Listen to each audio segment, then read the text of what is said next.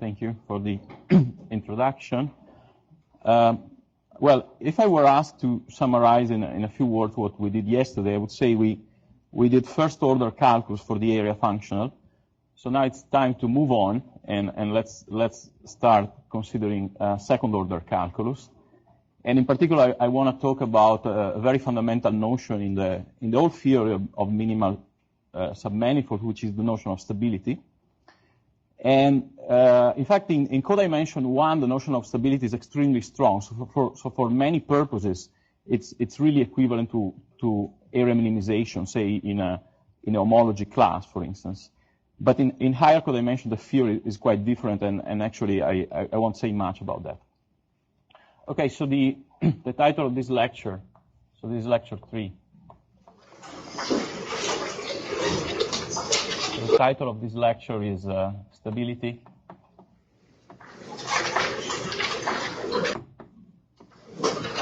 and Rigidity.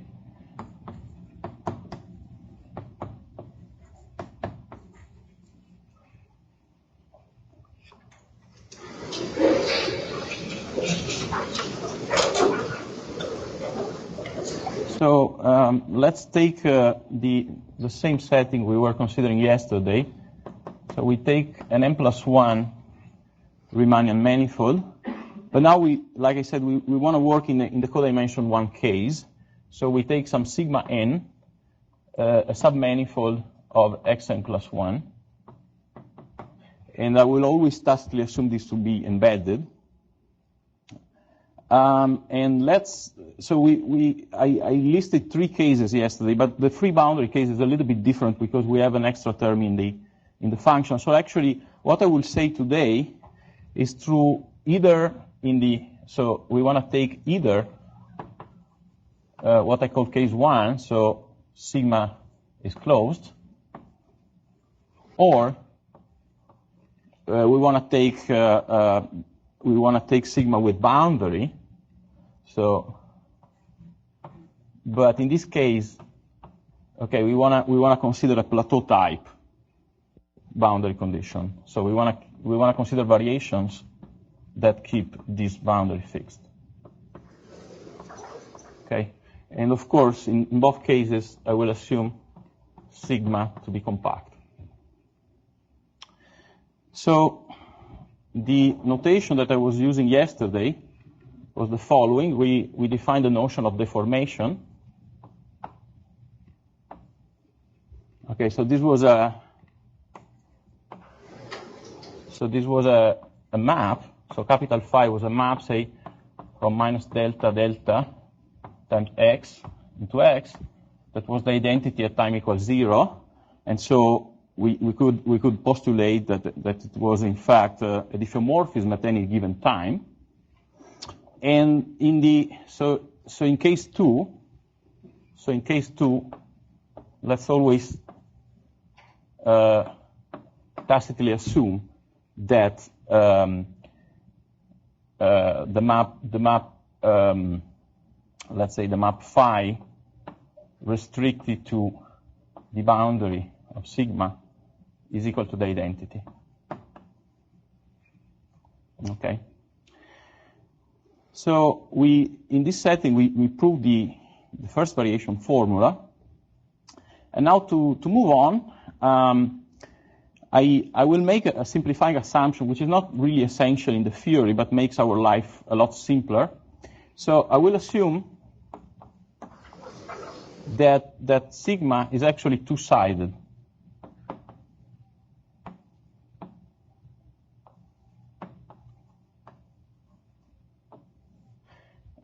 Which means that there exists a trivialization of the normal bundle of sigma inside X.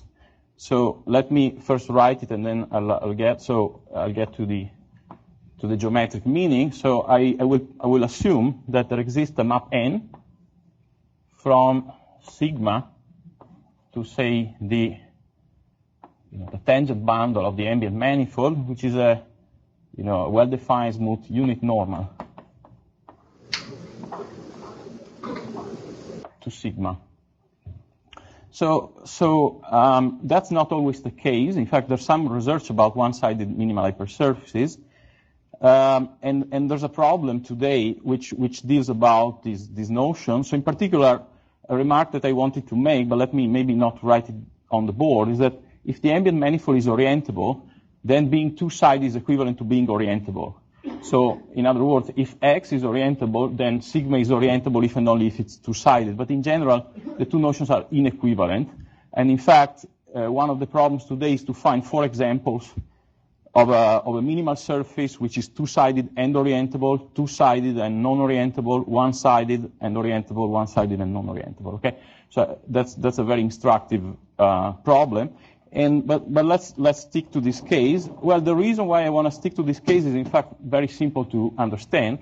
So we had a velocity vector field associated to the deformation.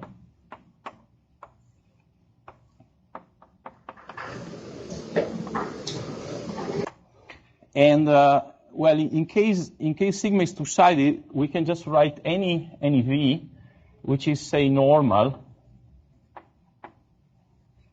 to sigma, which is not a restriction because the tangential component would just give a reparametrization in cases 1 and 2. But we can write, under such assumption, we can write any such v as a smooth function times n. So rather than working with sections of a bundle, which is an hard story on the technical side, we just work with functions. So f in general will be, say, a C2 compactly supported function with real values. Okay, of course, this condition on the compact support is empty if sigma is closed, but if you have a boundary, you want f to be compactly supported, so you don't want it to move the boundary. Okay. Okay, so then what is the second variation formula?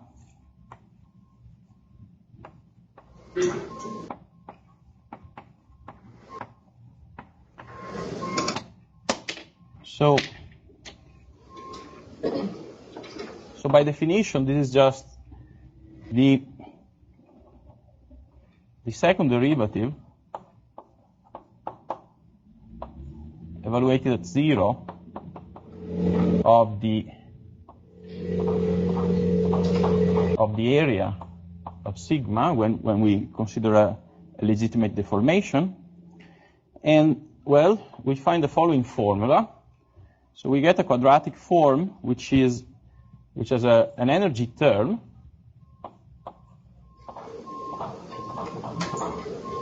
and a zero order term, which is the following.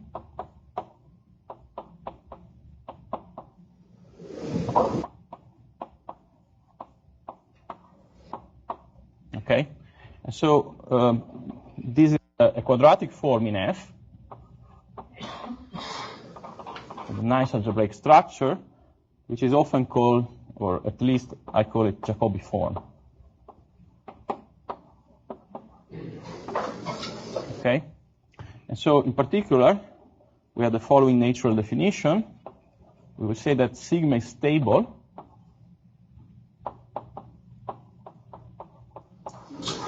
if the second variation, if the second derivative of the area function is greater or equal than 0 for any f. So equivalently, if this quadratic form is non-negative definite. Okay. So now I remember I should invert the boards for our friends in the suburbs, or in the countryside maybe, or in the mountains, given that we are in Canada. So let me, okay. Okay, there you go. Okay, so there's a wonderful class of minimal hypersurfaces that are stable, but in general, not all of them are. So we want to talk about Morse index, and so to do that, we need to integrate by parts. So in general, what we can do is that we can integrate by parts in the gradient term, and we can write the second variation formula as in the following fashion, where L is the Jacobi operator.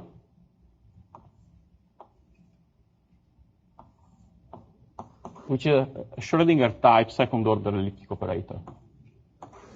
So you have the Laplacian, and then you have the natural zeroth order term that you do expect.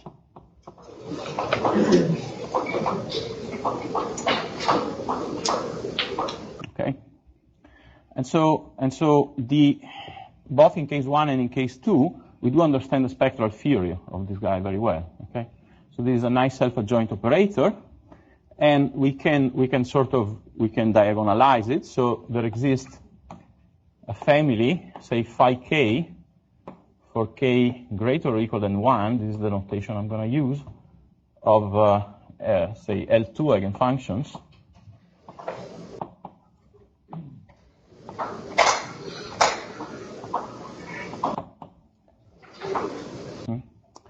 Together with associated eigenvalues.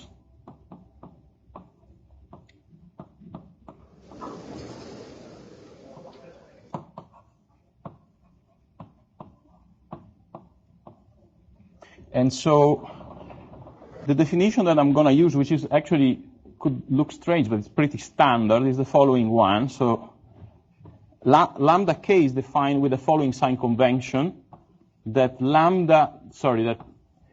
L sigma phi k is equal to minus, okay, that's the point that I want to stress, lambda k phi k. So why is that? Well, because in some sense at a psychological level we like positive numbers better than negative ones, and so with that sign convention, stable is equivalent to the first eigenvalue being greater or equal than 0. Okay, that's just a convention, but that's what pretty much everyone does in this field. Okay, so we have a minus sign here, another minus sign here, which comes from integration by parts. They cancel out, so stability is equivalent to the lambda case being greater or equal than 0, in particular the lambda 1 being greater or equal than 0. Okay. So once we get here, we have two fundamental notions. So before giving that, let me make a remark which is going to be helpful in the sequel of this lecture for one of the proofs I'm going to present. So it's an easy fact for an operator of this form, so second order Schrödinger type operator with a potential Q, say. It's a standard fact that the first eigenvalue is actually simple, so it has multiplicity 1. And even more importantly, you can always choose the first eigenfunction to have a sign, right? So let's say it's positive, okay? And somehow this inequality here contains a lot of information, as we will see in a second. So this inequality here is very, very close to stability in terms of applications. So let's keep it in mind.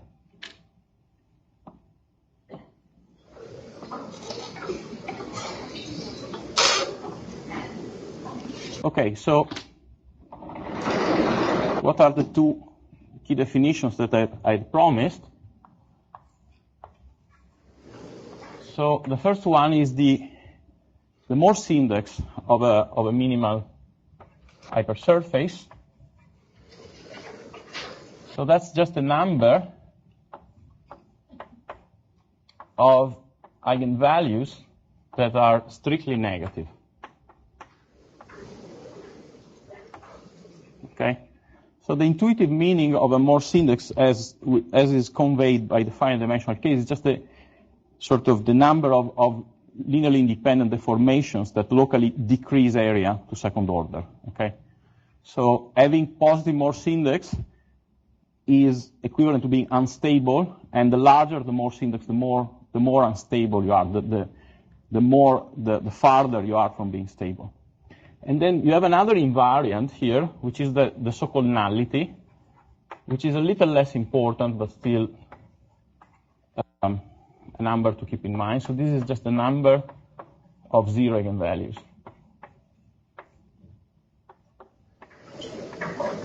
And so the nullity, at an intuitive level, the nullity is related to symmetries, okay? So if you have a space with a lot of Killing vector fields, then typically sigma will come with some nullity, which is related to moving sigma around by isometries generated by these Killing vector fields. So as an example, which I guess is also one of the problems, in fact a pretty easy one, is that if you take an equator S2 inside S3,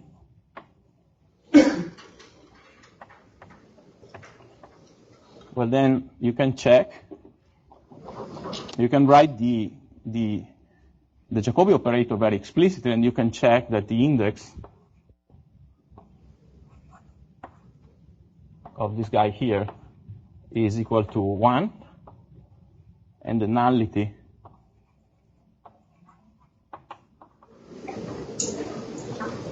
is equal to 3. Okay. But in general, it's very hard to compute the index unless you have very special object, very symmetric object. I mean, it's a number which is pretty delicate. Okay, so now we want to explore a little bit the meaning of stability. In particular, the relation between stability and curvature conditions on the ambient manifold. And so I would say the story here begins with the work by Jim Simons, dating back to about 50 years ago, like it was published in 1968. So the first theorem that I want to prove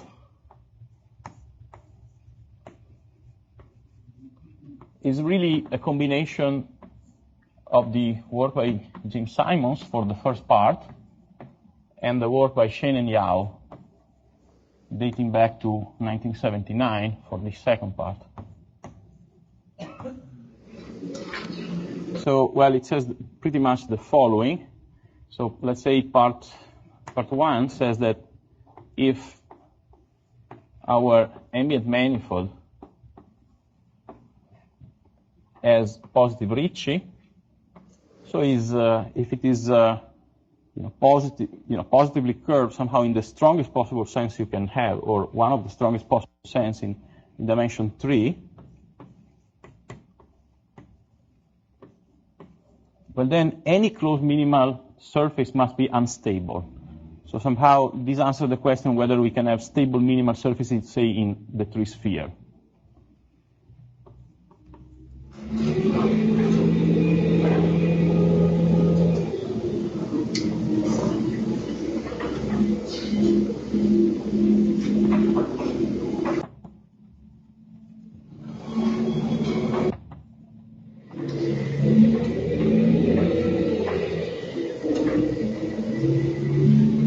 And the second part is that if we relax that condition a little bit, so if instead we require the scalar curvature to be positive,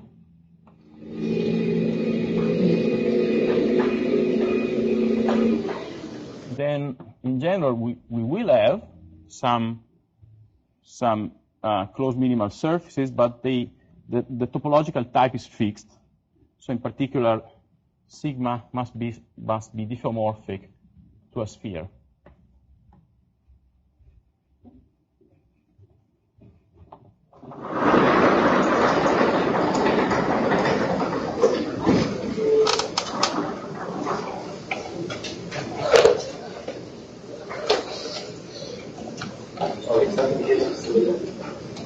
Right, then, thank you.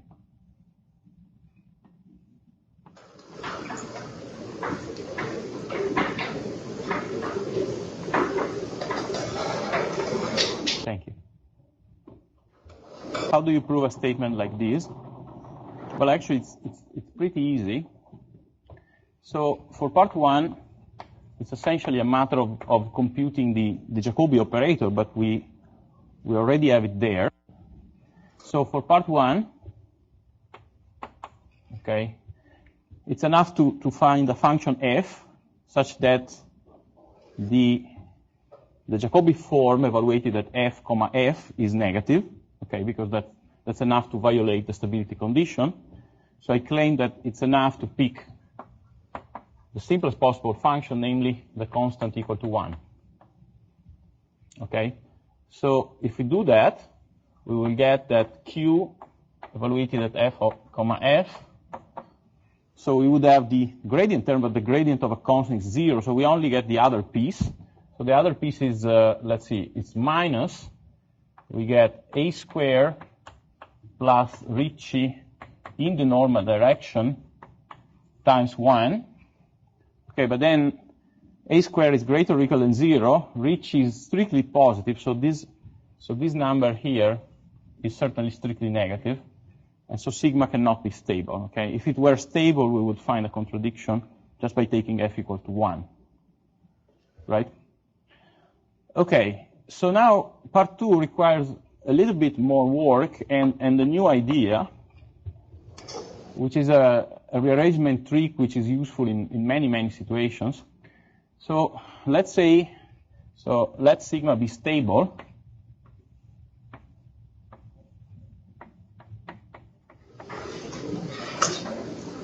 Okay, so again, let's write down the Jacobi form.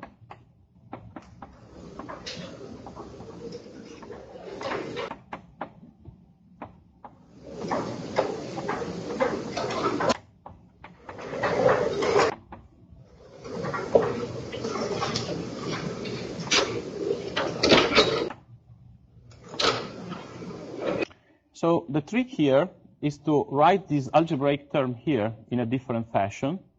So that's a three-dimensional trick.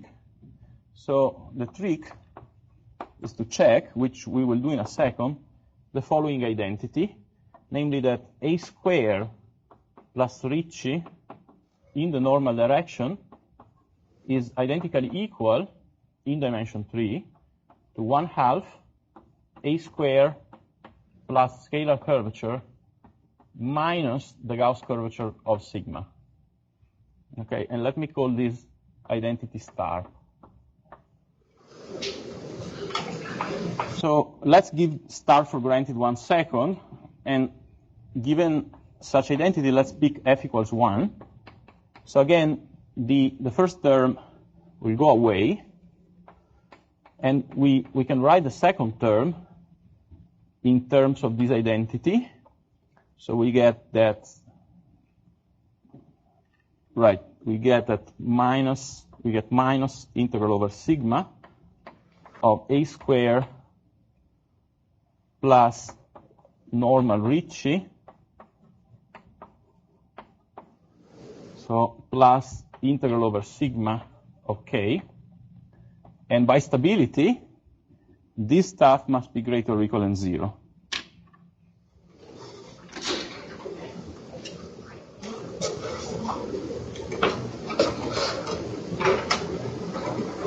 Okay, but then maybe let me use this board here to finish the proof.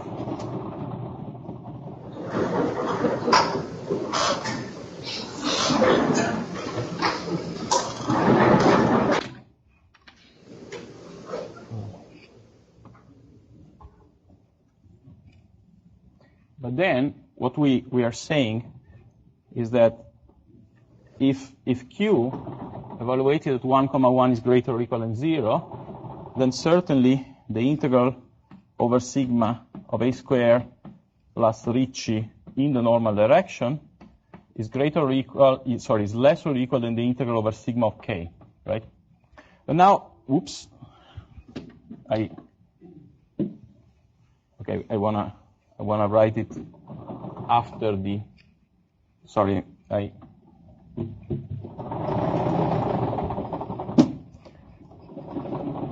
I want to use the rearrangement trick here, right? So, of course,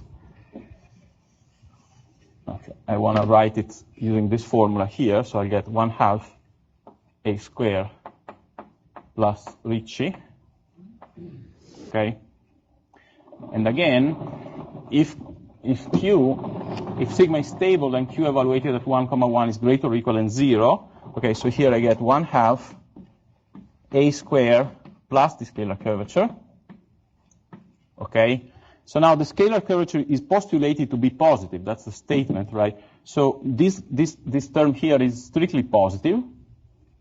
And what can we say about the integral of the Gauss curvature? Well, there's one of the most beautiful theorems in geometry. The Gauss-Bonnet theorem says that this integral is a topological invariant in dimension 2. In particular, it is equal to 2 pi times the Euler characteristic of sigma. And so what is the Euler characteristic in dimension 2? Well, it's 2 minus twice the genus. So we get 4 pi times 1 minus the genus of sigma. Okay, but that number has to be positive, right, if we just look at the chain.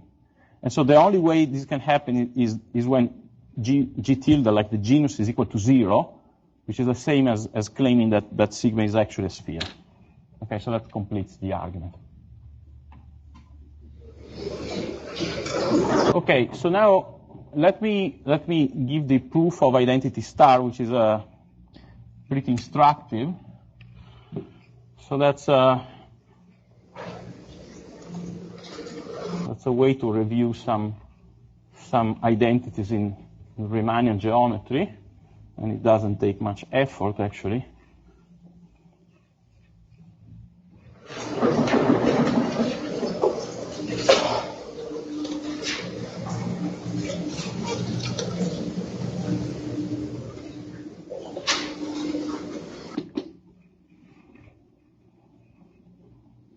So let's see the proof of identity star.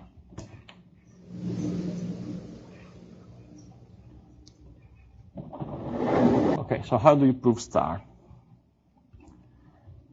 Okay, so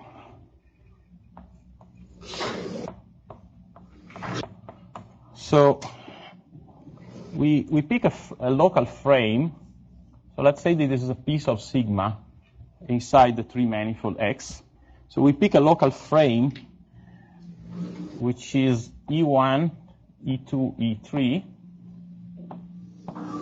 which are defined by the following property. So E1, E2, E3 is a local orthonormal frame where E3 coincides with the unit normal we are assuming to exist on sigma. Okay, so E1, E2 will be just a local orthonormal frame for the tangent space, okay? And so, well, we just need to write the normal Ricci and the scalar curvature in terms of this frame.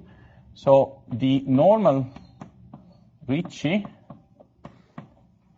is just equal, in terms of the components of the full Riemann tensor, is just equal to R1313 plus R2323. Okay. The scalar curvature, which is gotten by tracing the Ricci again, is nothing but twice R1212 plus R1313. Oops. Let's see, 1313 plus R2323. And how do we relate these quantities? Well, we need to keep in mind another fundamental identity in geometry, which is the Gauss equation. So the Gauss equation says that if we take, say, a component of the Gauss of the Riemann tensor intrinsic to sigma, so let's say R sigma 1212, well, this is equal to the corresponding evaluation of the ambient Riemann tensor, so R1212, where I'm working the ambient manifold here, plus a term involving the second fundamental form, right? So that's the second fundamental form evaluated on E1 times the second fundamental form evaluated on E2 minus the second fundamental form evaluated on E1 square. And notice that in dimension 2, actually, so sigma is a two-dimensional object, so there's only one component of the Riemann tensor which contains some information, which is this one, and it's actually equal to the Gauss curvature of the surface in question. Okay? And so now, basically, we just need to combine these three lines together with writing the second fundamental form terms a little bit better. So the point here is that we can always assume, can always add a requirement, namely the requirement that E1, E2 is locally diagonalizing for the second fundamental form of sigma. So the remark that I want to make here, so let me put it in this red box, is that without loss of generality, we can assume that A, so the second fundamental form, in basis E1, E2, okay, is represented by the following matrix. So we have lambda here minus lambda here. Remember that the trace is the mean curvature, so the curvature is 0 because we are working with a minimal hypersurface, and then we get, well, a minimal surface, and then we get zeros here, right? And so in particular,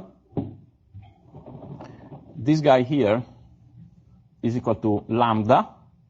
This guy here is equal to minus lambda, and this guy here is equal to 0.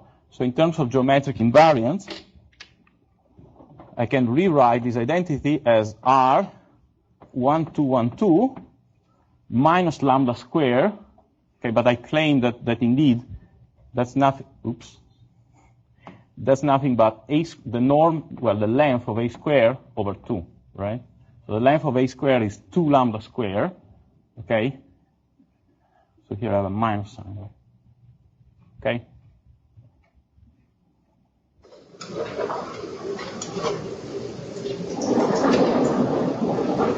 Now let's combine those 3 lines together.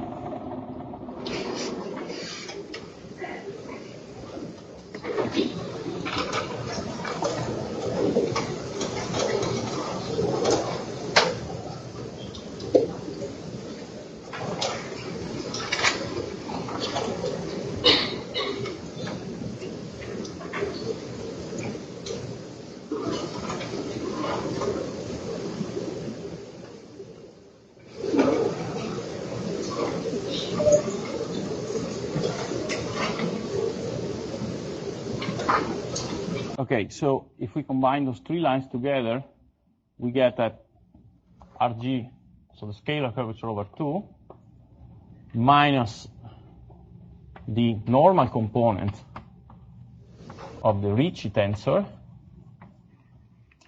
is equal to R1212, which we can write as K plus A squared over 2.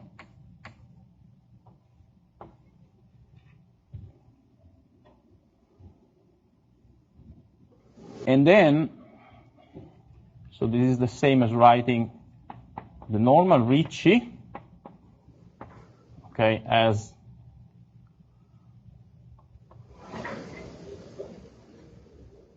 one half Rg minus A squared minus K. And now all I need to do to complete the proof is just to add A squared on the left-hand side and on the right-hand side. Okay, so this, I have a plus 1 and a minus 1/2. I get a plus 1/2, and that completes the proof. Okay.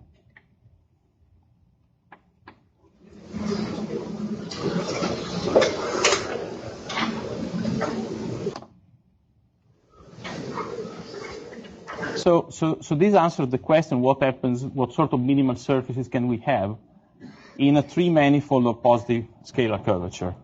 So a natural question which turns out to be remarkably important, as we will see in the second part of this lecture, is to understand this question where we replace the weak inequality by, the strict inequality by a weak one. So the question is what happens if we only require the scalar curvature to be greater or equal than 0. And like I said, it's not quite a curiosity, it's a key point in the applications. And so the theorem that I want to... I have a question about part 1. Yeah. Do you apply this 3-dimensional in part 1? Well, no, it's true in any n-dimensional manifold of positive Ricci, n+1 dimensional manifold with positive Ricci curvature, but you do need, of course, to work with codimension 1 objects.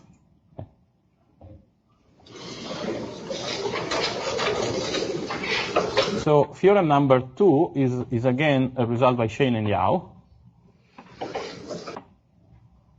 dating back to the late 70s. So it says the following. Let's say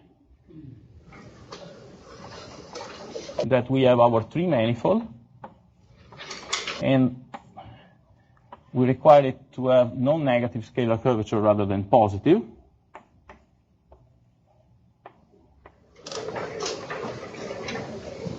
And we pick a stable guy, so we pick sigma 2 inside X3 stable. Again, a closed embedded minimal surface, okay, like I did before. And let's say it's stable. Well, when there are two cases. So either sigma is S2, which is the conclusion we got in the previous case, but this case is more flexible. So, well, let me maybe erase this word here because it's just annoying. So, or, second case, sigma is a 2 torus. So topologically is S1 times S1.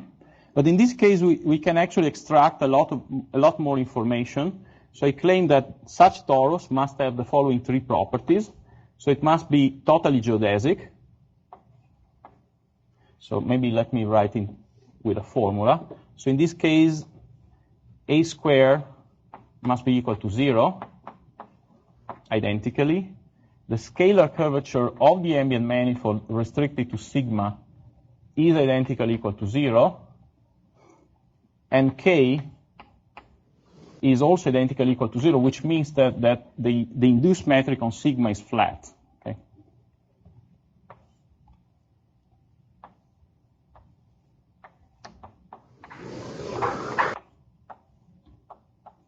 And the terminology that I normally use in this case is to say that either sigma is a sphere or it's an infinitesimally rigid torus.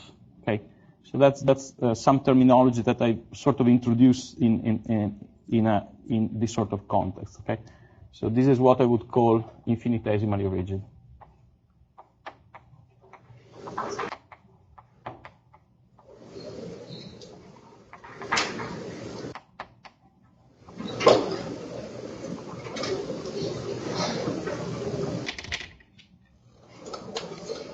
Okay, so how do you prove this theorem? So again, the proof is, as you can imagine, the proof is about studying the equality case in this argument. But there's actually something more. There's an extra trick, which I guess was introduced by Doris Fisher-Colbury in studying the rigidity of minimal surfaces in tree manifolds.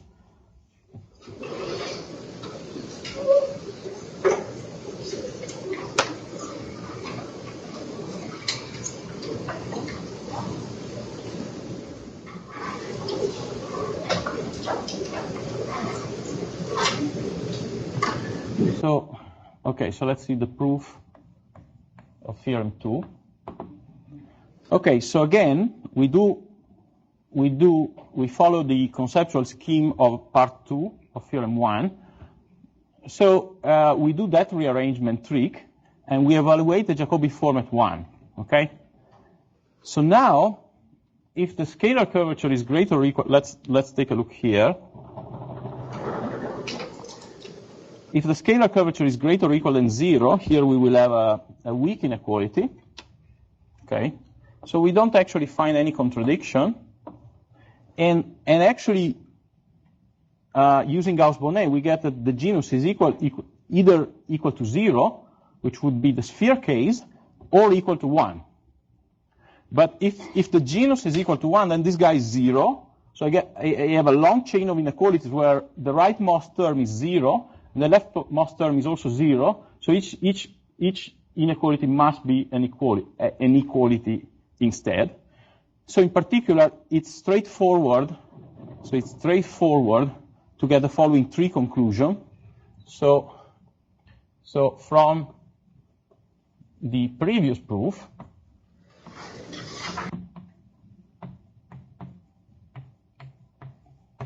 if the genus is equal to 1, so if sigma 2 is in fact a 2 torus, we get the following conclusions. We get that the 2 torus in question must be totally geodesic. The scalar curvature must be, when restricted to sigma, is identically equal to 0, and the integral over sigma of k is equal to 0.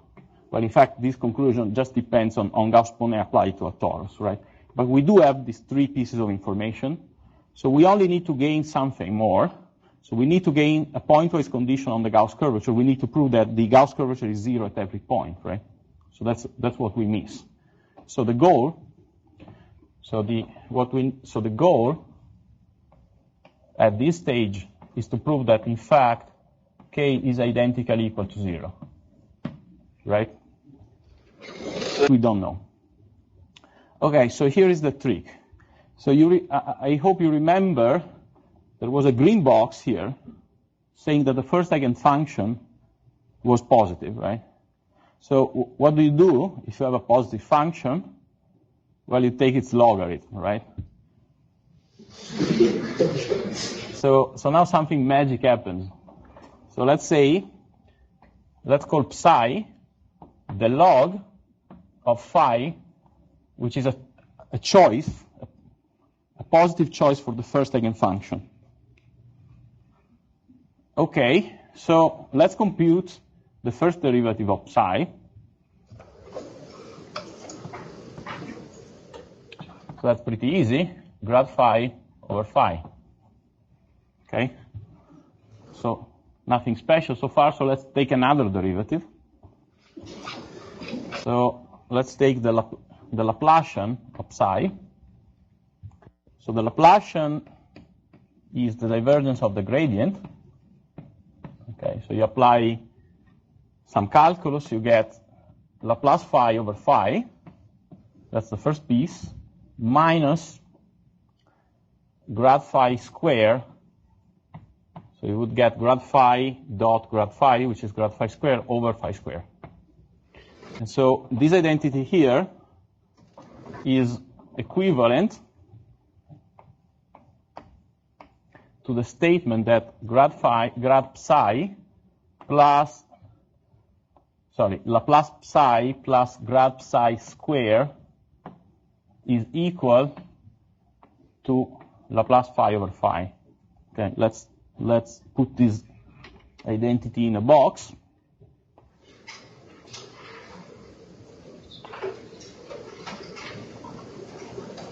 Now, on the other hand, we need to use the definition that phi is a first eigenfunction, right? And together with the fact that the surface is stable. So you remember the expression of the Jacobi operator.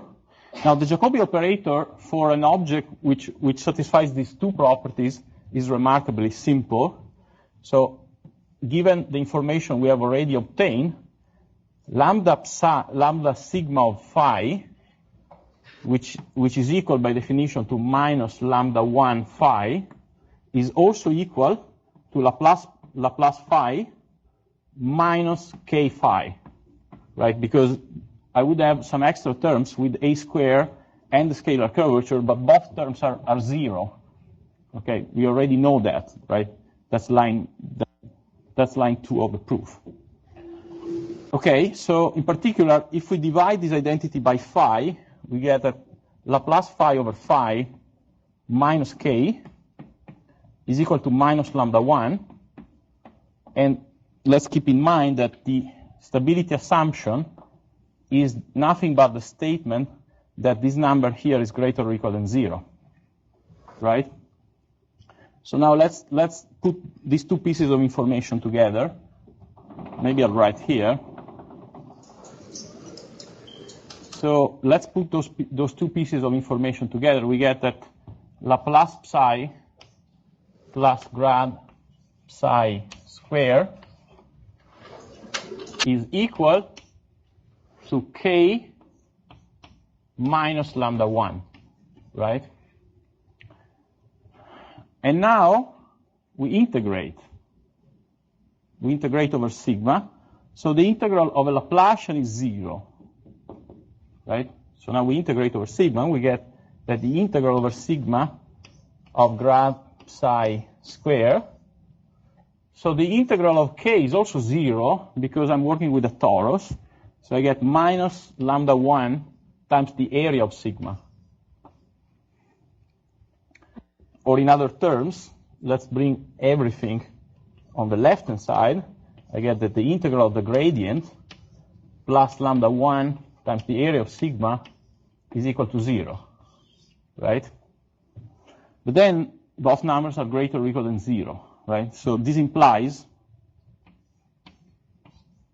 that lambda 1 is equal to 0 and that psi is a constant, or equivalently phi is a constant. Let's say is identically equal to 1. Okay, but then we can look at this identity here. Okay, so if phi is a constant, so this term is 0. Lambda 1 is a constant, is 0, so this term is 0, so k has to be identically equal to 0.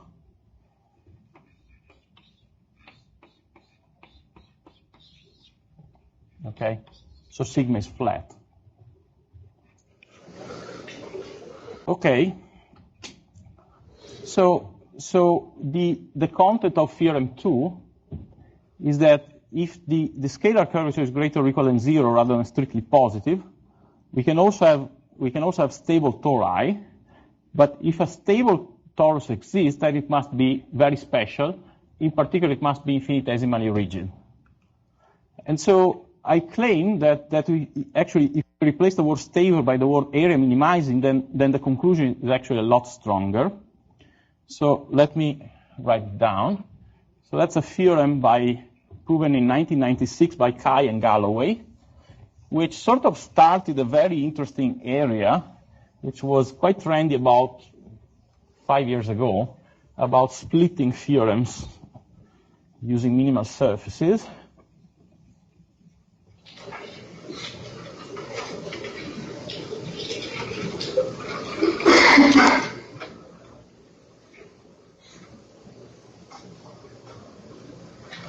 So theorem 3 is just a sort of a version of theorem 2 where we have stronger assumptions and a stronger conclusion.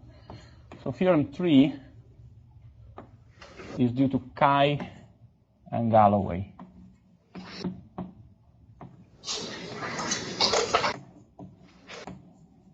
And it says the following. Let's say that we have a three-manifold, let's say compact without boundary.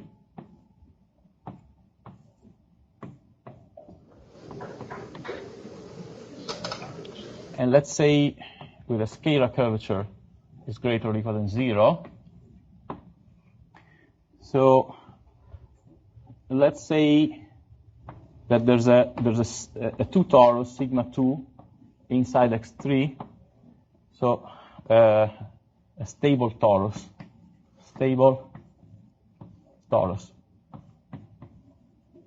Sorry, not just a stable torus, an area minimizing torus. Okay, so area. So okay, let me first write it, then I will explain. Area minimizing torus. So area minimizing here means area minimizing its in homology class, right?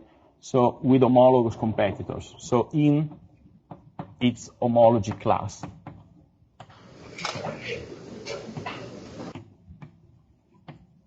So if I take another competitor bounding a domain with such sigma, then the area of sigma is greater or equal than the area of such competitor. Well then, certainly we already know from theorem 2 that such torus has to be infinitesimally rigid, but the conclusion here is global. And indeed, it's the conclusion that X3 splits in the Riemannian category as sigma 2 times S1. So this is a Riemannian splitting. Actually the metric in the ambient can be reconstructed from the metric on sigma, and well, the metric on S1, which is of course trivial. So this is a Riemannian product, Riemannian splitting.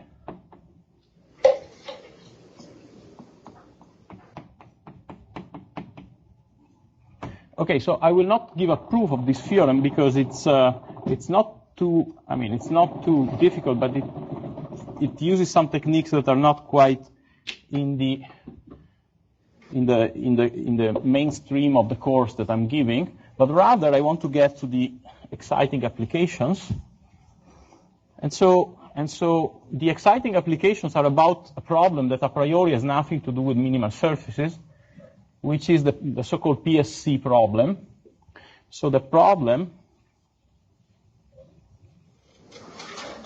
is the following. So the general problem, which I would call Psc problem, is the following. Well, the most ambitious way of phrasing it is what, say, n plus 1 manifolds, let's say, compact without boundary, admit some Psc metric, that is to say, some metric with positive scalar curvature.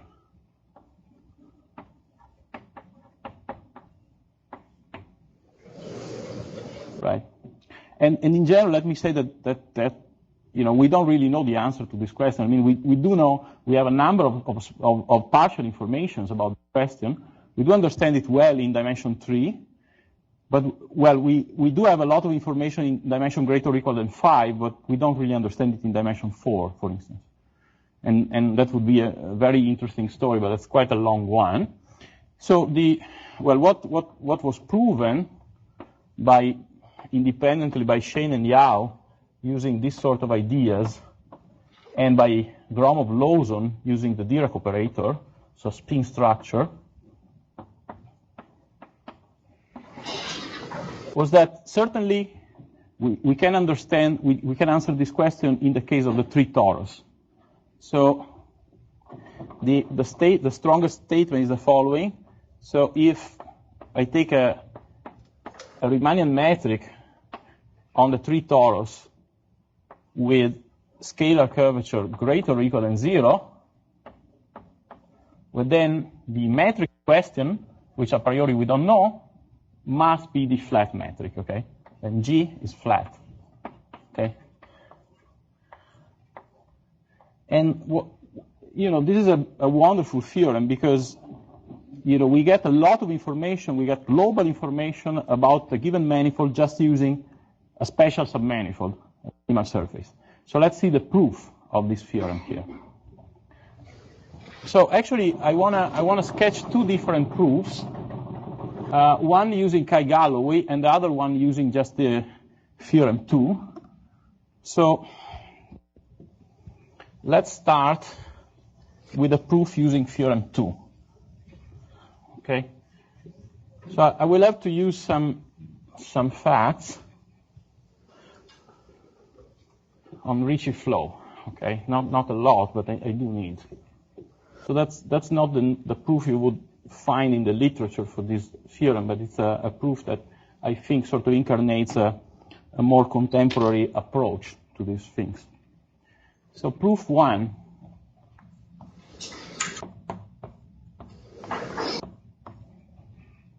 of theorem 3.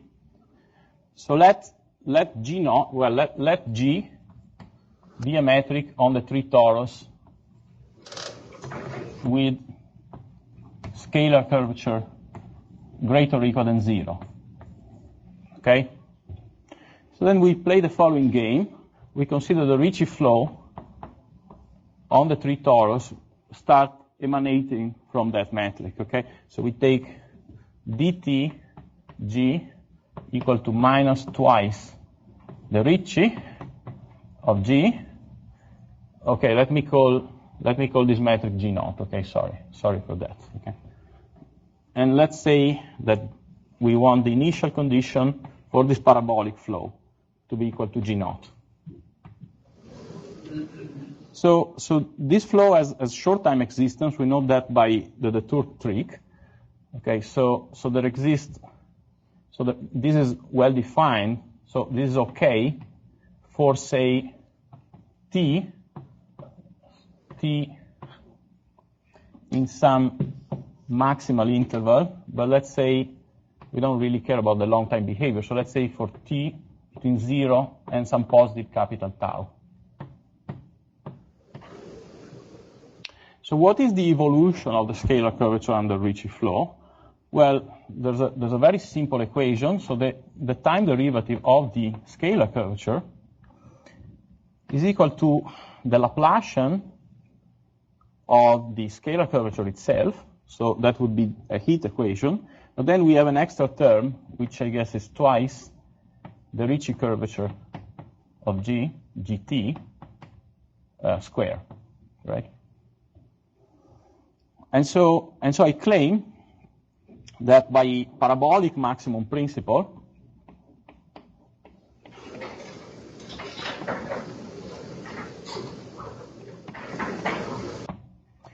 we have the following two alternatives. So either the extra term here is identically equal to 0 at time equals 0, or we have a diffusion of scalar curvature, that is to say the scalar curvature is strictly positive at all points, say at tau over 2. Okay? So now the claim is that the second case cannot happen. So I claim that the second case cannot happen.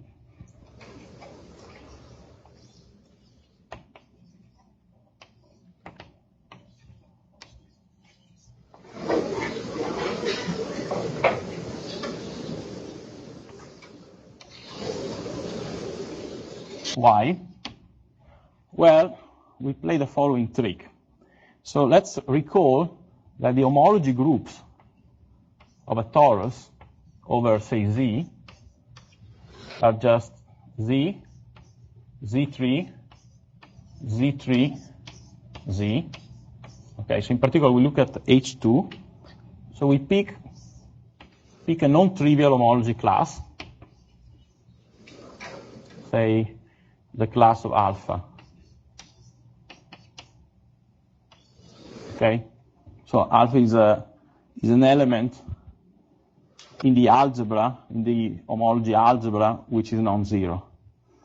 Well, then we can minimize area in the homology class. Okay, so minimize area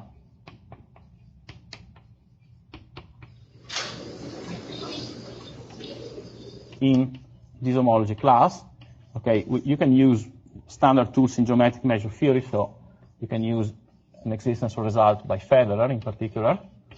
Okay, so you work with say integer currents, and then you prove regularity a posteriori.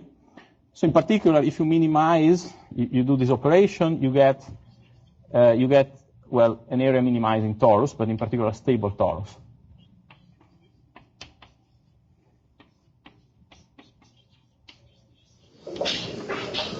Okay, but now, well, by theorem 1, you cannot have a stable torus in a three-manifold with positive scalar curvature. Okay, so this violates.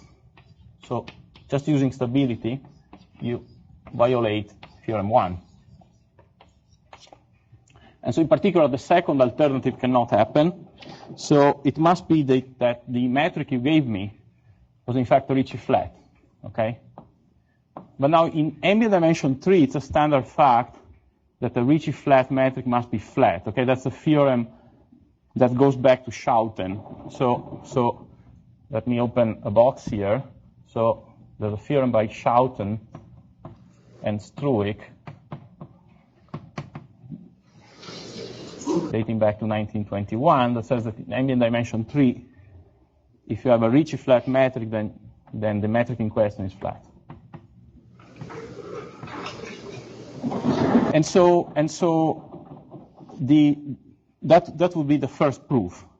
How about the second proof? Let me spend 1 minute about the second proof.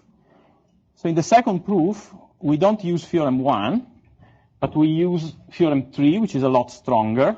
So in this case, actually, we don't really need to run the Ricci flow if we are willing to assume theorem 3. So what we do is somehow we just start the proof at this level. So we take a non-trivial element in H2. We minimize in the corresponding homology class. We get an area minimizing T2, but theorem 3 says that if you get an area minimizing T2, then you have a splitting. Okay, and in particular, your manifold must be the product of sigma, which is an area minimizing torus. So in particular, a flat torus, because we prove it there, times an S1. Okay, so in particular, it's the product of two flat metrics. It's flat. Okay, so proof 2. So proof 2 would be no Ricci flow. So no Ricci flow, but theorem 3 instead of theorem 1. And so finally, so this is already quite exciting because we use minimal surfaces to answer a question about positive scalar curvature. But in the very last minute, I want to tell you something about an even more striking application, which I consider very important. So of course, I won't be able to get to any detail, but let me just give you a flavor of this application. So I will get back to this point in lecture 5, but in general relativity we have a very important notion. So we have a class of manifolds that describe isolated gravitational systems that are called asymptotically flat.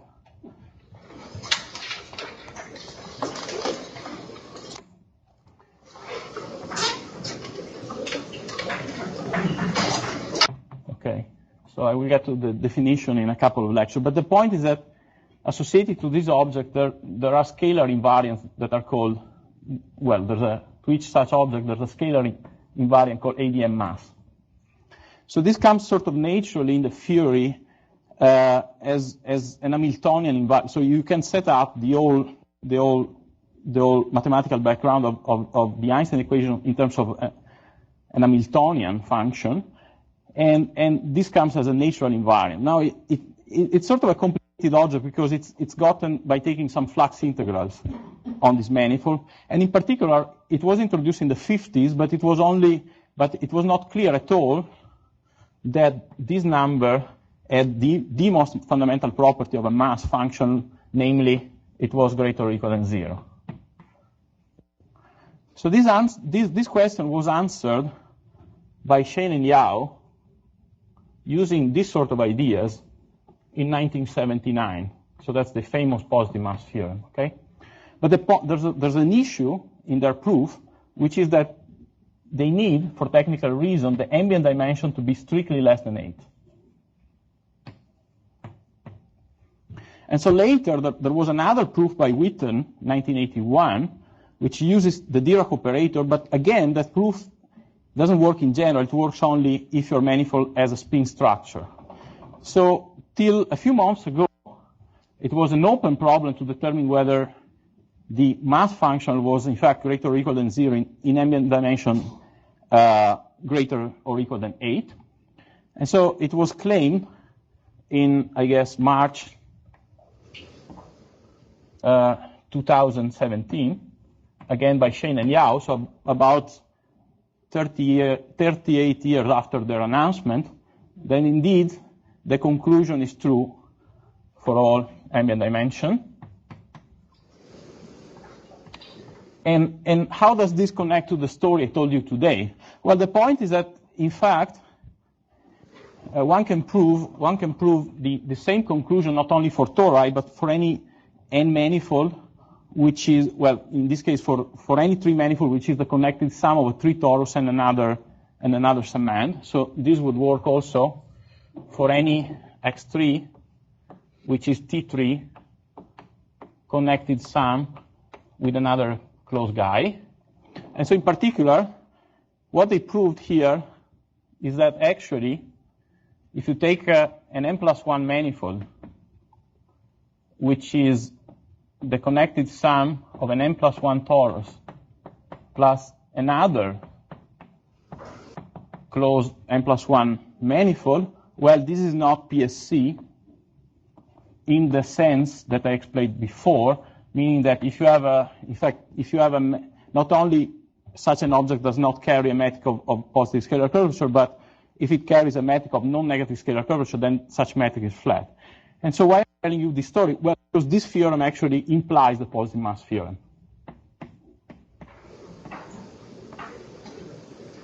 So what they do in their paper, they don't prove the positive mass theorem. They prove this theorem here, because there's a compactification argument that allows to get this implication and is now standard in the literature. So just to conclude, we started with minimal surfaces. We played with stability, which is the most natural second-order notion. We got to splitting theorems. We got to answer questions about whether a manifold can carry a metric of positive scalar curvature, and we end up answering one of the most fundamental questions in general relativity. Okay, thank you very much.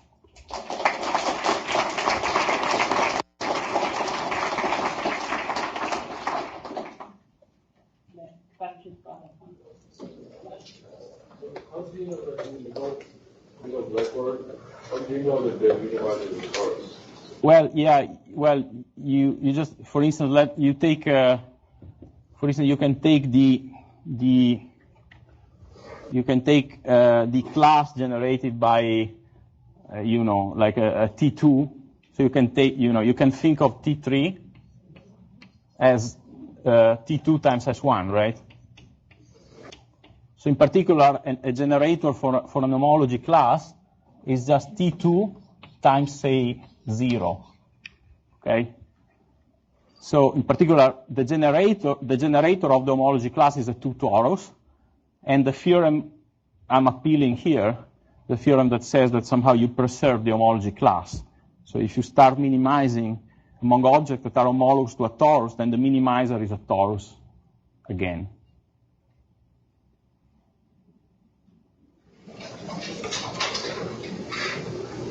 Other questions? Please. So what do you assume that they are being invariant or three-sided? Say it again.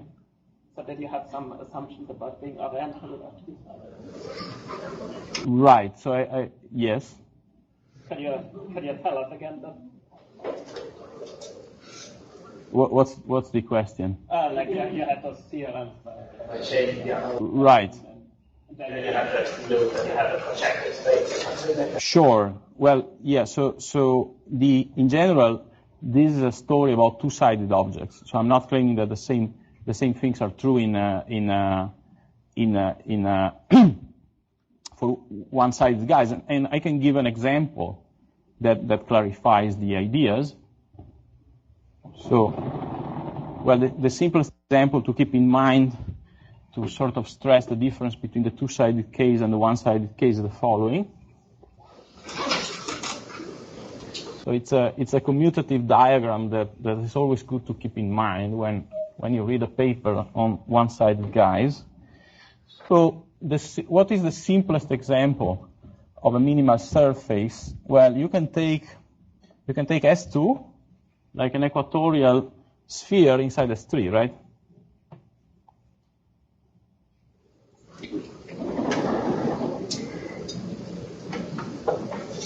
Right, but then you can mod out by Z2 and you get RP3, right?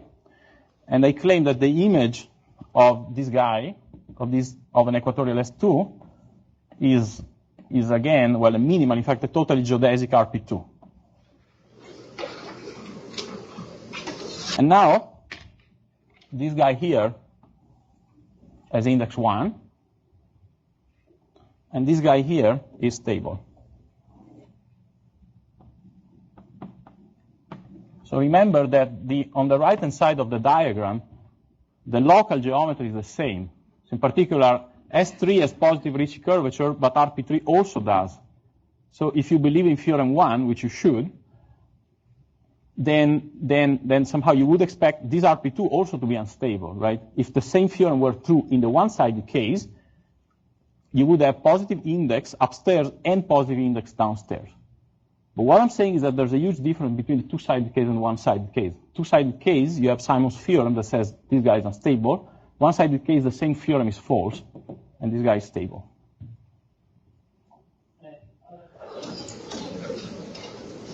That's not